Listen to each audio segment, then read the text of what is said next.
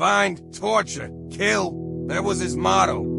He wanted to shock, to hurt, to murder. For 30 years he was untouchable. He was playing cat and mesh with the police. He sent letters and provoked. He wanted to be the center of attention so that everyone who heard about him would feel fear. He was a narcissist, which, on the scale of his sadism, was a mixture of hell and hell. The age of the victims didn't matter to him. He murdered both children and adults. He wanted to control the police like a doll maker pulling a rope. He only gave the officers tracks and clues that would not reveal his identity anyway. Each of his steps was perfectly planned, and the ideal victim was sometimes sought for several years. He terrorized the neighborhoods and made the inhabitants, who previously did not even close the entrance doors, now mount additional locks and secure windows. Some moved to another state. His murders changed the local community forever. And the next generation of cops only dreamed of one thing. Get BTK, one of the most dangerous serial killers in American history. The inhabitants of Wichita, Kansas, lived a peaceful life in the 1970s. There were no serious crimes. They didn't have to be afraid of anyone. They slept quietly, without worrying about their safety. Stories like Chicago, where John Wayne Gacy was murdered, or Beverly Hills, where the sect of Charles Manson killed several people, including Sharon Tate, Roman Polanski's wife, were somewhere far from them. Beyond them, there were no such horrendous crimes in their neighborhood. Their shock was even greater when the Otero family was murdered on the 15th of January 1974. She recently moved to the suburbs, where she wanted to lead a peaceful, happy life. She didn't know that when she showed up in the area, she became the target of a psychopath who has since followed every single move of her. He knew when you Otero were leaving the house and when you were coming back to him. He scrupulously laid out a plan in his head, which he later precisely implemented. What took place in 1974 is still terrifying to this day. On January 15th, the killer started his shocking scenario. At 8 a.m. he cut off the phone lines so no one could call for help. He passed the back of the house. He was hoping to find her mother, Julia Otero, and her two children, the 9-year-old Joe and the 11-year-old Josephine. He was very surprised to see his father, Joseph Otero. However, he did not intend to withdraw from the plan. He entered the house and, threatening Joseph, said that he was running and he was going to steal them. Later, he ordered the whole family to lie down in the bedroom. There, he said, he wanted to tie them up. The couple agreed because they believed the assailant would take what he needed and leave them alone. But this scenario never came into play. The killer wanted to screw his victims so that they couldn't free themselves and escape. He did it anyway. The parents lay together on one bed, the daughter on the other, and the little Joseph on the floor. Mr. Otero had a broken rib. He also complained about the two strong bonds that got into his hands. The killer decided to show some kind of mercy. He loosened the rope a little and put a pillow under his father's head. Then he put a bag on his neck. He tied her up with a rope and began to strangle the man. But he didn't die right away. He managed to make a small hole in the bag that allowed him to continue breathing. But the killer didn't want Mr. Otero alive. That was not his purpose. So he moved the towel, wrapped the man's head with it, put a plastic bag on it, and tightened the knot even more tightly on his neck. Mr. Otero had no chance to defend himself, and his family, shaken, shouting out of despair and fear, was unable to help him. The man fell into bed, then the killer went to the next victim. It was Mrs. Otero. He was suffocating her with his own hands. As he later said in court, after his arrest, he was doing it for the first time, so he had no idea how hard he had to shake his hands to kill. When the woman lost consciousness, the killer was sure she was dead. He approached 11-year-old Josephine, also strangled her with his hands. The girl quickly fainted, giving no signs of life. The last victim was a boy, Joseph Jr.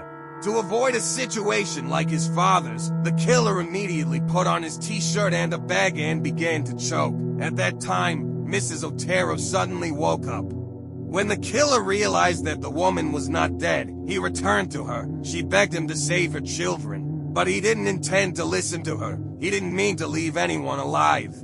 This time, he put a rope on her neck and killed a woman. He went back to the boy, took him to the second bedroom, and drowned him there. When he returned to his parents' room, little Josephine was still alive, so he took the girl behind him, took her to the basement, and hanged her there on roses. He did it slowly because he wanted to watch the child die in torment. This view gave him a lot of pleasure and satisfaction, so he started masturbating. The murder of the family obviously had a sexual subtext, which the killer himself later confirmed during the hearing. As he was leaving the house, he took Mr. Otero's watch with him. He also got into the car belonging to the victims and drove it toward a nearby supermarket. That's where he left them. The bodies of the parents and brother were found by the eldest son of the state, Otero, at the time of the murder. Fortunately, he was at school. When he saw his loved ones lying alive, he immediately ran to the neighbor for help. He entered the house, and when he didn't feel any signs of life, he called for help. But this family couldn't be saved anymore. All four were dead. The police, who arrived at the scene, immediately found the parents and the son, and while searching the house, they found the bodies of the 11-year-old Josephine hanging from the pipe in the basement. Next to her was a sperm stain. Officers were leaving the building every minute. Some were vomiting, and others were nervously pulling out cigarettes. They haven't seen anything like that in their entire career. Such a brutal murder and that of the whole family was a complete shock to them. There were a lot of questions in their heads, and one of them was the basic one. Who is the psychopath who committed such a terrible crime? They were supposed to meet him soon. But before the police managed to catch any tracks, the killer was already looking for another victim. He was walking around the area and looking out. He targeted 21-year-old Catherine Bright. As in the case of Mr. Otero, he also watched her closely before the attack. He wanted to know the schedule of her day, to know what time she was coming back, how long she was at home, and whether she was alone. He was sure he was. On April 4th, 3 months after his first murder, he broke into Catherine's house. He had no bigger problem with that. He hid himself in the closet and waited there. The 21-year-old came back last night. She surprised the attacker because she showed up with her brother, and that wasn't in the plan. However, he did not intend to give up and decided to kill them both. After all, he's been preparing for that day for so long. So he jumped out of the closet and targeted his brother with his gun. He repeated the version of the escape he presented to you by Otero. He assured him that he needed a few items and prompted his brother and sister to go to the bedroom. There, continuing to target Kevin with his gun, he ordered him to tie his sister. The man did it. He went to the other room. He was supposed to die first.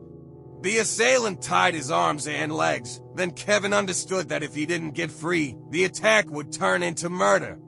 So he began to throw himself to scratch, until at last he managed to somehow miraculously loosen the knot on his legs. He jumped up and hit the attacker with all his strength. This one, however, did not fall. He managed to pick up his gun and shot Kevin in the head. The boy lost consciousness. The killer was sure he had the first victim out of his mind. He went to the second room, where Catherine was tied to the chair. The woman also managed to be freed. There's been another shootout. But the killer turned out to be stronger. He smashed the girl and started choking her. She lost consciousness. Then there was a noise from the next room. It's Kevin, whose first shot didn't kill him at all. Again, he threw himself on the repairman. He even managed to get the gun out of his hand. But only for a moment. The assailant quickly recovered it, but it got stuck. So the killer took out his revolver and this time he successfully shot Kevin in the head again. The man was sure that the boy didn't survive the shot, so he went back to Catherine, who recovered consciousness and hid behind the door. Then the surprise, another noise, Kevin was still alive. Not so much. He managed to get up and escape from the house. Stunned by his own blood, he went to the streets to call for help. That's when the killer panicked for the first time. The perfect plan he had drawn up was like a card cottage. He didn't have time to go after Kevin anymore. So he took out his knife and hit Katrin a few times. The killer grabbed the bag he was carrying behind him and quickly walked out of the house. He got into the car that was parked next door. Before he left, he spent some time in it. He had to calm down. What happened at Katrin's house completely ruined him. Not much was missing, and he would either be killed or arrested by the police. His hands were shaking from fear and stress. He knew he couldn't afford to make another such mistake. The next murder must have been perfectly planned. There was no more talk of surprises that could surprise him. Katrin herself was still alive when the police arrived. She died in the hospital a few hours after the attack. The killer wanted publicity. He wanted his murders to be heard all over the country. In October 1974, after the murders of the Otero and Katrin families, he took a step that is not common and obvious in the case of serial killers. He contacted the local newspaper, the Wichita Eagle, as an anonymous figure. He said that in the public library, he hid a letter that could be a real sensation. He put it in one of the books and described the details of his first murder.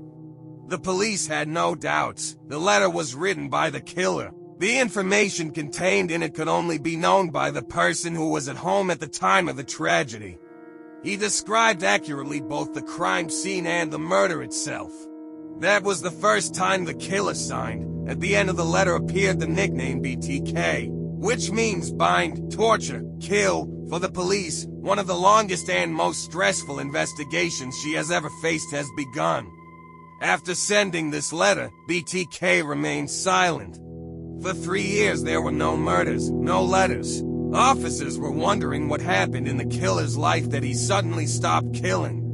Only after the arrest, during the interrogation, BTK admitted that during this time the children went to school and simply had no time to hunt for the next victims. But such a state could not last forever. The hunger that the man carried inside him was unstoppable. Therefore, on the 17th of March 1977, he recalled himself again. He had a plan. He had another goal in mind. It was Shirley Vian, a single mother. BTK didn't intend to pretend to run away this time. He knocked on the door, and when the boy opened it to him, the man pretended to be a detective. He took out his wallet and showed me the photo. Then he pulled out the gun, targeted the child, and pushed it inside. Closing the door behind him, a frightened woman ran out of the room. She was in her coat, and when she saw a stranger with her gun, she started screaming. He silenced her by targeting the fly straight into her face. Later he spoke in court. I told Mrs. Vian I had a problem with my sexual fantasies and I'm gonna have to tie her up. I'll probably do the same for her children. We went back to the bedroom and I started screaming at the kids, but they started crying and getting nervous. I told you it's work. So we picked them up for the bathroom. Mrs. Vian helped me with that. I barricaded the door. We used to throw toys, boots, and other things in there so the kids could calm down. When the children were already locked in the bathroom, he returned with Shirley to the bedroom. There he tied her legs and hands. The woman got a torso and she felt bad. She was sick, so she was at home that day, and here, as in Mr. Otero's case, the killer also wanted to show how compassionate he is. He brought the woman a glass of water and let her calm down and lose alertness. Then he suddenly threw the bag on her head, tightened the rope, and began to choke her. When the woman died, there was a terrible silence in the house. The eldest of the siblings, an 8-year-old boy, realized something terrible had happened. He had another 6-year-old brother and a 4-year-old sister in the bathroom, above the bathtub. There was a small window through which the children managed to get out of the house. At the same time, the phone rang in the building. BTK didn't cut the cable. Shaken by the noise, he escaped from the house, and the children called for help. The police found a young mother crumbling on the bed. Next to it was the sperm, which meant that this time the murder was sexual. BTK himself later admitted that he had led his victims to the brink of death, as their hearts slowly stopped beating. He loosened the hug and let them regain their strength. Then he squeezed the note again, leading to Anne. He fell into euphoria and felt like a god who decides who can live and who will die.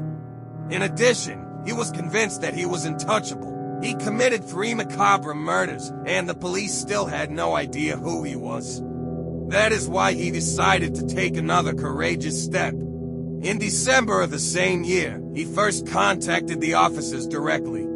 He called Anne that Nancy Fox was murdered in her own house. The phone booth he was calling from has been detected. Officers were there after 2 minutes, but BTK had time to disappear. In the house, he pointed out, the bodies of Nancy were found. The killer's narcissism was as strong as his need to kill. He wanted to be in constant contact with the media. He wanted to have people write about him, and the public got scared. Therefore, in 1978, he sent another letter. He was on Cake TV in Wichita. BTK admitted to killing the Otero family, Shirley V and Nancy Fox, as well as another unidentified victim. He probably meant Catherine Bright. In the letter, he proudly admitted that Wichita finally has a large-scale killer. This was accompanied by a poem entitled Nancy's Death, Thirsty for Constant Attention. BTK sent to consignments in June 1979. One was again on television, but the other was addressed to, as it later turned out, the murder victim. He posted a poem by Anno, Why Didn't You Come? He also attached a few small items that he took from the woman's house. As it turned out, the next BTK victim was Anna Williams. The woman lived alone in one of the houses in the suburbs of Wichita. That day, when the killer started on her, Anna decided to spend the evening with her sister. The man waited for her for hours, disappointed. Leaving the house, he took some of the woman's personal belongings, which he later put in the parcel. Anna was so scared that she left the house and moved to another state. She was afraid that BTK would come back and then do what he had planned. After the unsuccessful hunt for Anna and sending the consignments, BTK again remained silent for several years. He was suspected of being in prison or dead. A serial killer doesn't stop killing himself, because at some point it becomes something necessary for him. Like oxygen, he can't just shut those doors behind him and start a new, legitimate chapter in his life. Therefore, the search for BTK, despite its suspension of activity, has not been cancelled. A specially appointed group was involved in analyzing the biological traces left by the man at the crime scene. His sperm was tested. It was not possible to determine the blood group based on it. This, in turn, meant that BTK belonged to the type of non-secretory people in whom it was impossible to determine the blood group. Such cases accounted for 20% of the population. Additionally, the protein contained in them was analyzed. Based on this, it was possible to narrow the circle of suspects even further, up to 10% of the population. But that meant that BTK could be one of the 15,000 inhabitants of Wichita. The investigations were therefore unable to establish the identity of the perpetrator. Who was BTK? This is the question the police ask themselves every day. They had the feeling that the killer was taking their nose. They tried to influence him with various sub-threshold television broadcasts, but the killer didn't catch the attraction. After the murder of Nancy Fox, he disappeared for several years, focusing on family life. He couldn't have disappeared from the house so often because his wife might be suspicious. However, he still had the items he had taken from the crime scene with him. He also took pictures of the victims before and after the murder, so at any moment, looking at the photo, he could think back to the crimes he had committed. He could have experienced it all again, which in a sense compensated him for the lack of new victims. In addition, BTK in the forest also tied itself. He was squeezing, nobbling, dressing up, and all of this in pictures. It also satisfied him sexually and for a while had to provide him with the extreme sexual experiences he so much wanted. The remains of Maureen Hatch were found in April 1985. The woman was lying in the pit. She was choked. She was 53 years old, Initially, the police acknowledged that the murders were committed by BTK, but later they began to have doubts because until now the man had not taken his victims from their homes. He killed them inside, in the bedrooms, and left them there. So it was different here. In addition, after the murder, he took Mrs. Hatch's body to the church. There he took a series of pornographic photos of her. This, as the investigators later explained, was meant to show that he does not recognize any holiness over himself because in his eyes it is he who is all-powerful. He is God. 6 years after Maureen Hatch's murder, another body has been found. On January 19, 1991, Dolores Davis died. The woman lived alone in the suburbs. As she slept, there was a noise of broken glass in her house. Dolores got out of bed, but there was a murderer at the entrance of the bedroom. He strangled the woman with his stockings and again took the bodies and dumped them a dozen kilometers further. They were found under the bridge. Interestingly, the body was near BTK's house. He, however, secured an alibi in case the police wanted to question him. He was supposed to be in a Harper's camp at the time. The investigation is stuck in a dead end, and BTK has disappeared. And for many years, during this time, science developed strongly. Intensive work on DNA has already been underway. Based on this, it was possible to confirm the identity of each person.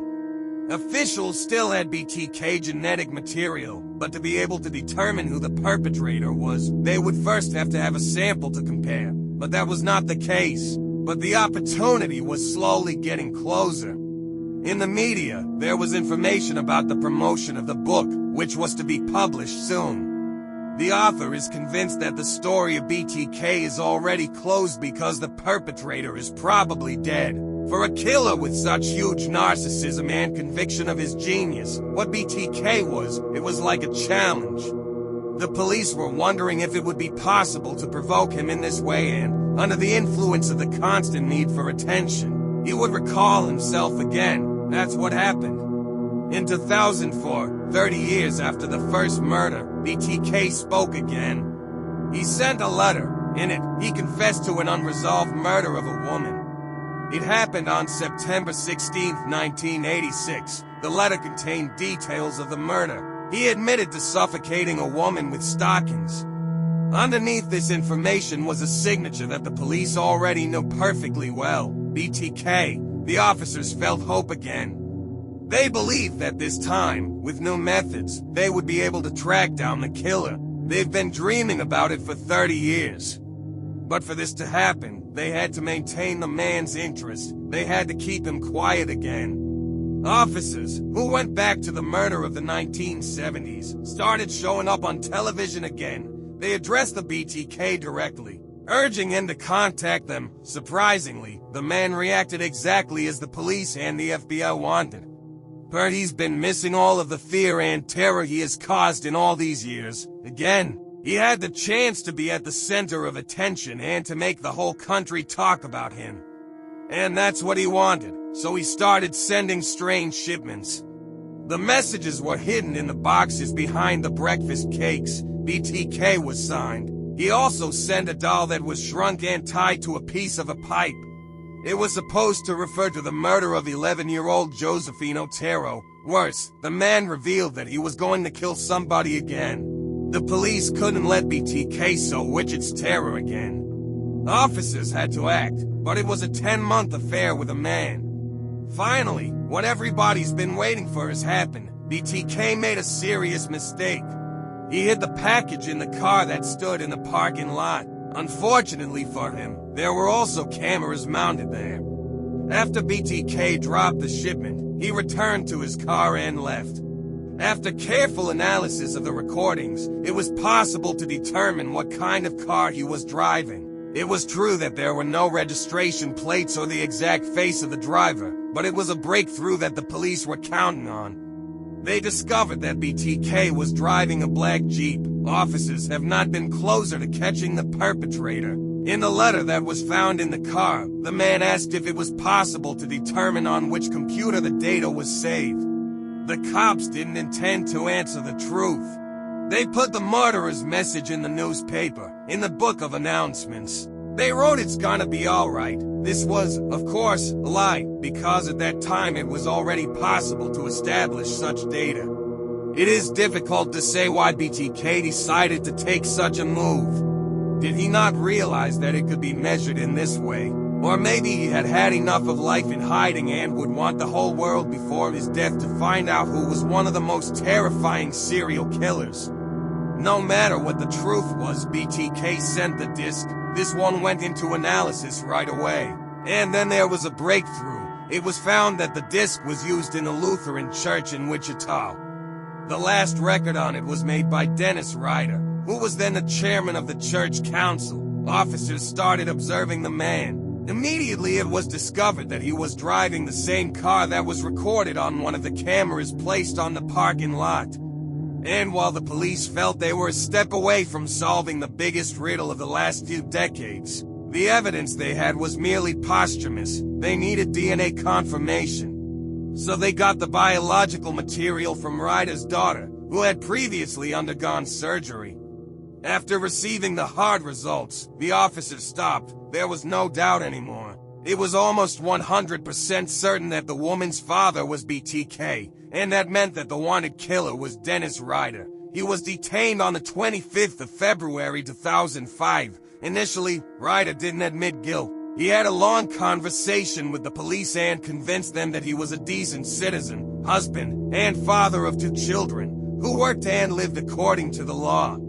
He denied that he knew the victims and had anything to do with their murder, but the cops were just waiting for the right moment to pull the out of the sleeve, DNA test results. When Ryder was still convinced that the officers had nothing to do with him, documents from the laboratory landed on the table. The man could no longer deny it. He had nothing to defend himself.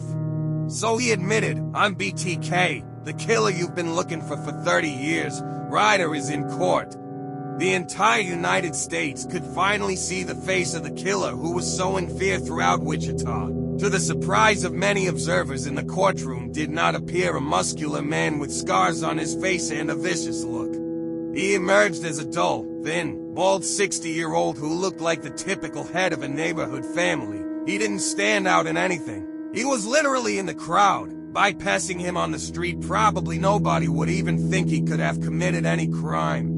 Not to mention the murder of 10 people, including 2 children. But he committed those crimes, and in court, he gave a long explanation. He described in detail what he did to his victims and why he did it. He started with the Otero family, which became his first target. He explained that he entered their house and manipulated them with a story about the assault. That's why they gave in so easily. Besides, he had a gun with him, so they didn't want to provoke him. They talked to me about giving me the car or any kind of money. I don't think they had too many.